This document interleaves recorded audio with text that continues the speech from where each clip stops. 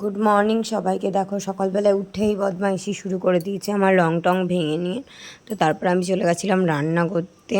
পটল ভাজা, আলু পোস্ত, কলাইয়ের ডাল, আলু করলা ভাজা, যেহেতু মঙ্গলবার নিরামিষ ছিল।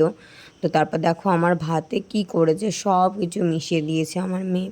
তারপর ওগুলো খেয়ে ওকে একটা ডিম সিদ্ধ করে দিলাম, একটা না দুটো করে দিয়েছিলাম, কারণ ও খেতে পারে না না হলে। তো খাচ্ছে তো না, দেখো কত বদমাইশি করে। কার কার বাচ্চা ঠিক এরম করে আমাকে একটু জানিও কমেন্ট। প্রচুর বদমাস, কিচ্ছু খায় না। তারপর আমি একটু দুধ চা খেলাম, কারণ আমার দুধ চা খেতে খুব ভাল লাগে, তার জন্য আমি করেছিলাম। তো তারপর মেয়েকে নিয়ে আমি বিকেলবেলায় গেছিলাম ঠাকুমার জন্য একটু ওষুধ আনতে, তো তাই চলে গেছিলাম।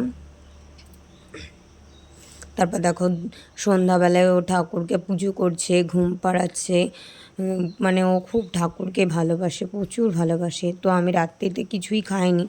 তো আমার মা দেখো আমার মেয়েকে ডিম ভাজা, আলু সিদ্ধ দিয়ে ভাত খাইয়ে দিচ্ছে।